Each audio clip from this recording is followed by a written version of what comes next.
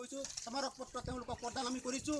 তেওঁলোকে কিন্তু আমাৰ কথা আমাক ৰাইজে যেতিয়া ৰাইজৰ ওচৰত যাওঁ তেতিয়া কয় বোলে হ'ব আপোনালোকৰ ৰাস্তাটো হৈ যাব নহয়, চিন্তা কৰিব নালাগে বুলি কয়। কিন্তু আমি বছৰে বছৰে চাই আছোঁ যে কোনো ধৰণৰ কিন্তু আমাৰ ৰাস্তাত কাম মানে তেওঁলোকে আগবঢ়াই যাবলৈ নিবিচাৰে। ক'লে আমাক 2 গাড়ীমান শিল পেলাই দিয়ে আৰু শিল পেলাই দিয়াৰ পিছতে তেওঁলোকে মানে আমাক ৰাইজে মুখখন বন্ধ কৰি থৈ দিয়ে। আজি আমি এই ৰাইজে আজি হজ কৰিম বোলে ওলাইছিলোঁ ইয়াত আৰু আহিছোঁ, তাৰ কেনেধৰণৰ তেওঁলোকে কি গম পাইছে নাজানো। জেচিপি এখন পঠিয়াই দিছে, কোনবাই পঠিয়াইছে সেইটো নাজানো। আমি কিন্তু জেচিপিক আমি ইয়াত কাম কৰিব নালাগে বুলি আমি কৈছোঁ। আমাক ৰাইজৰ হিচাপে আমাক ৰাস্তা লাগে।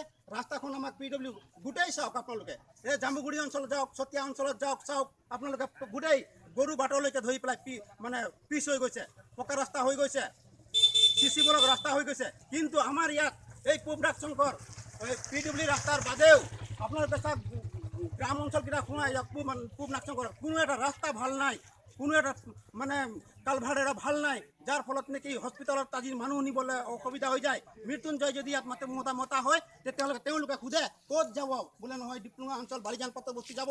তেনেকুৱা সময়তে তেওঁলোকে তাৰ পৰাতো গাড়ী নাযায়, আপোনালোকে ঠেলা দি লৈ নানক, এনেকুৱা ধৰণৰ আমাক বহুত কয়। আৰু মোৰ এখন সৰুকৈ গাড়ী এখন আছে, সেই গাড়ীটো মই নিজে ভুক্তভোগী।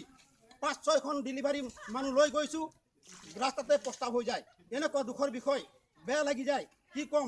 গতিকে আমাৰ এই বিধায়ক আছে, আমাৰ বিধায়কজনে কয় বোলে আমাৰ চৰকাৰ নাই, গভৰ্ণমেণ্ট নাই, এনেকুৱা ধৰণৰ কৈ আছিলে যেতিয়া AGP বিধায়ক হৈ আছিলে। কিন্তু আজিৰ তাৰিখত তেখেতক আমি বিজেপিয়ে ভোট দি পেলাই সকলোৱে ৰাইজে জিকাইছে। এতিয়াতো কেন্দ্ৰৰ পৰা গোটেইটো মানে মোদী চৰকাৰ গোটেই মোদী চৰকাৰ হৈ গৈছে। কিন্তু মোদী চৰকাৰে আজি কিয় এই কাণ সাৰ দিয়া নাই, আমাৰ এই ৰাস্তা পদূলি কিয় কৰিব পৰা হোৱা নাই, আমাক কিমান কিয় ভোগাইছে, আমি কি দুখ কৰিছোঁ, আমি কি ভোট দিয়া নাই নেকি, আমি কি ভোট নিদিওঁ নেকি তেওঁলোকক।